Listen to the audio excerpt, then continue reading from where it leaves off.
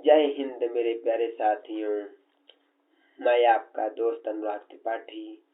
जैसे कि कल आपसे मैं कहा था कि आज मैं आपको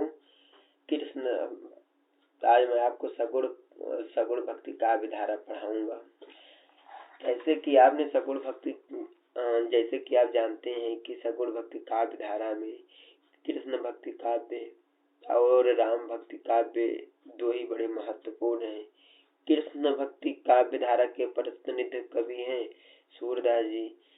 राम भक्ति काव्य धारा के प्रतिनिधि कवि हैं तुलसीदास जी। लेकिन इसमें सबसे प्रमुख यदि पूछा जाता है तो इनसे अलावा भी काफी पूछा जाता है। अगर सगुण भक्ति में देखा जाए तो सबसे पहले हम बात करते हैं आज कृष्ण भक्ति काव्य धारा में।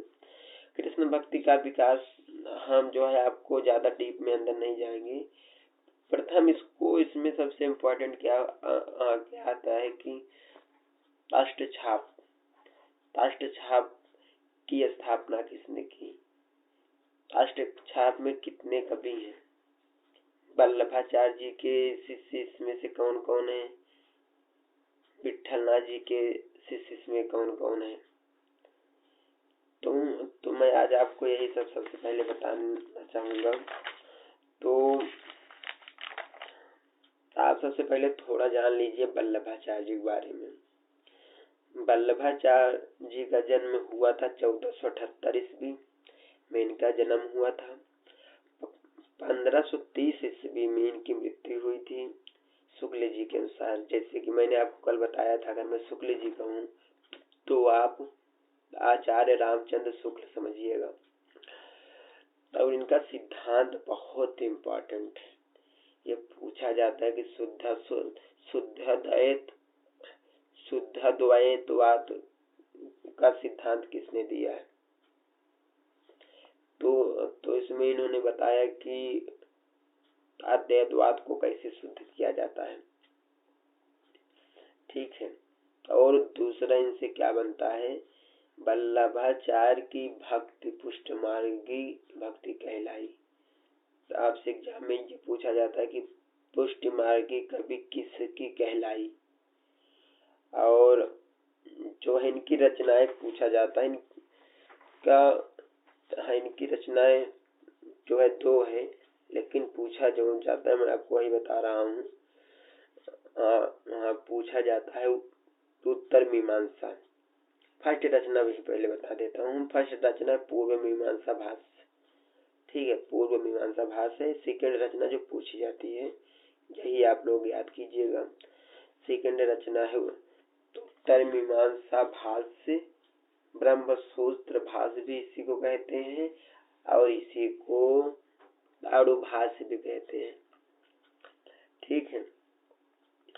और जो इनका अंतिम वो था, जो इनकी अंतिम रचना थी आड़ू भाष्य, वह पूरी नहीं हो सकी थी। उसके पहले ही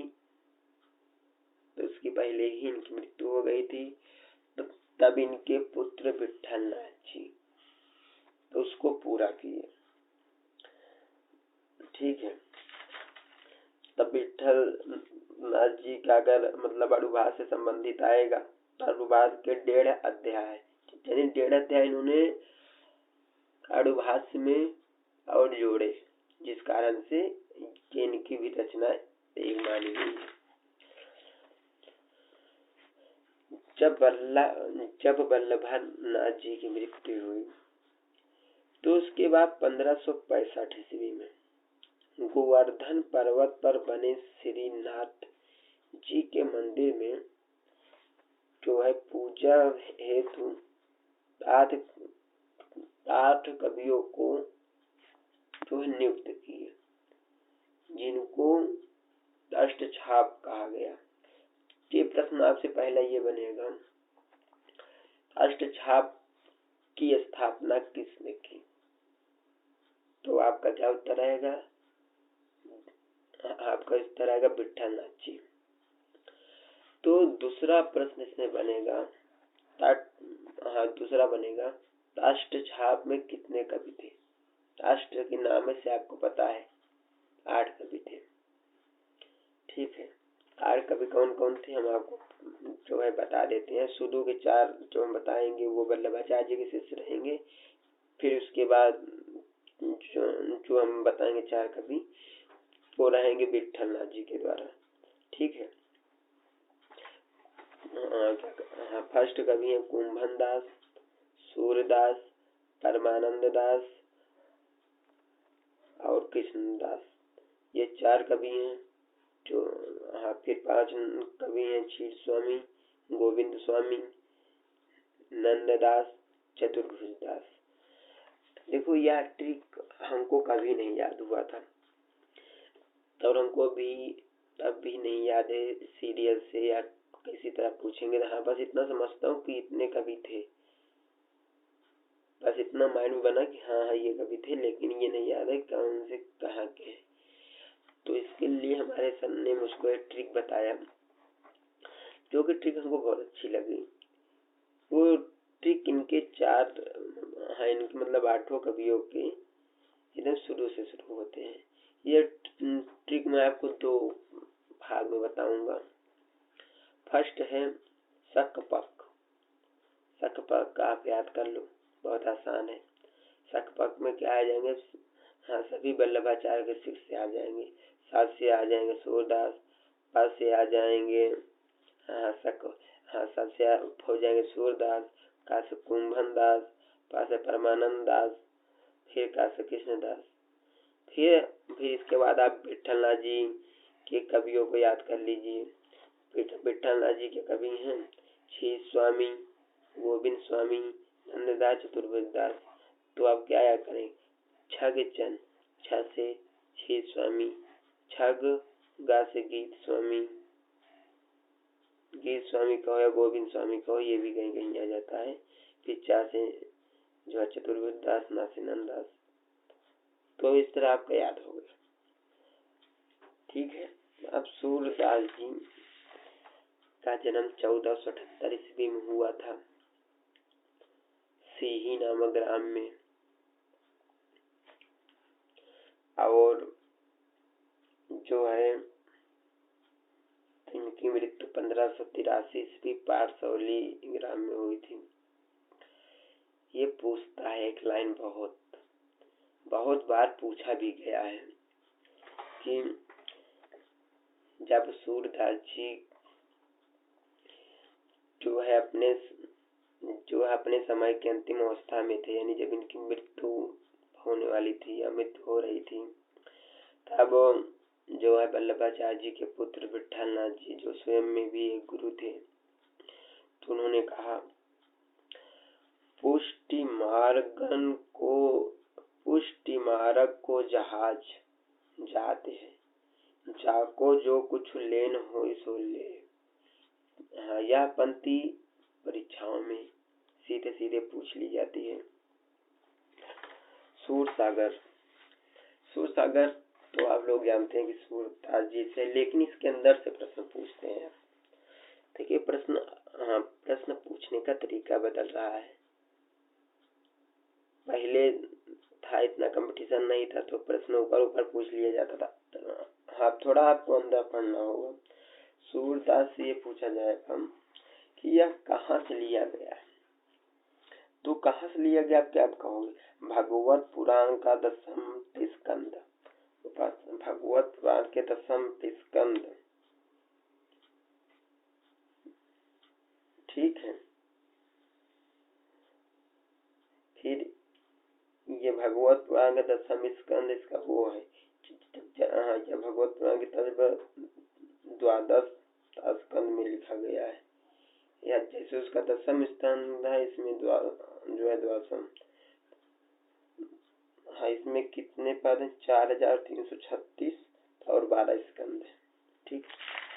ये जो है रामचंद्र शुक्ला जी ने इसे गीत परंपरा का प्रथम काव्य माना है। साहित्य लहरी काव्य शास्त्र की प्रथम पुस्तक माना जाता है, मानी जाती है। तो यहाँ इसमें रीत गुण अलंकार तीनों समाहित हैं। और भ्रमर गीत का सबसे पहले प्रयोगकर्ता कौन है, तो आप क्या बताओगे? भ्रमर गीत के सबसे पहले प्रयोगकर्ता जो है सूरदास जी को ही माना गया है। अब वो प्रश्न आपसे क्या बनता है, अगर पूछ लिया जाए आपसे भ्रमर गीत और भावर गीत किसने लिखा है, तो यह कंफ्यूजन है यार, भ्रमर और भावर। तो एक चीज मैं आपको बता दे रहा हूँ, भ्रमर गीत आप पढ़े ही हुई हो, इसको सूरदास जी लिखे, लेकिन फिर भी एग्जाम में कंफ्यूजन हो जाता है। तो आप एक चीज कीजिएगा, भावर में बिंदी है और बिंदी जो है माँ का या प्रतीक होता है या धना का प्रतीक होता है।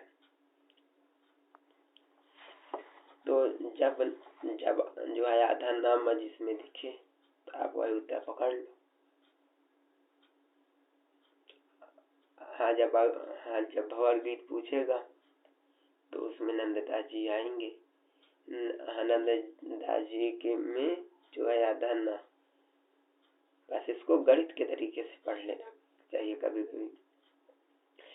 प्री प्रवास भी इसी मॉडल पे है, हरिहर जी ने लिखा है, जो कि हिंदी का प्रथम महाकाव्य माना जाता है। ठीक है, कहीं लिखे भी थे, याद नहीं आ रहा है, दिख नहीं रहा है, जाने दो। हाँ, प्री प्रवास हिंदी खड़ी बोली का प्रथम महाकाव्य है। फिर भ्रमर गीत कृष्णदास जी भी लिखे हैं। उद्धव शतक लिखे हैं जगन्नाथ दास रत्नाकर। ठीक है, उद्धव शतक जगन्नाथ दास रत्नाकर भी लिखे हैं। फिर जो है उद्धव शतक रमाशंकर शुक्ल रसाल लिखे हैं। ठीक, फिर लिखे हैं कृष्णायन, लिखे हैं द्वारका प्रसाद मिश्र। कृष्णायन को किसने लिखा है? द्वारका प्रसाद मिश्रा जी ने लिखा है। फिर जो है उद्धव पचीसी को लाला हरदेव प्रसाद जी ने। देखो, एक चीज ये पूछ सकता है, बहुत ही इम्पोर्टेंट है, कि भ्रमर गीत में निर्गुण काव्य प्रसंग सूरदास जी ने अपनी ओर से जोड़ा है या भगवत पुराण में नहीं है? हाँ, नहीं तो आप सोचो भगवत पुराण में भी निर्गुण का प्रसंग है, नहीं, जिन्होंने अपने से जोड़ा है इसको।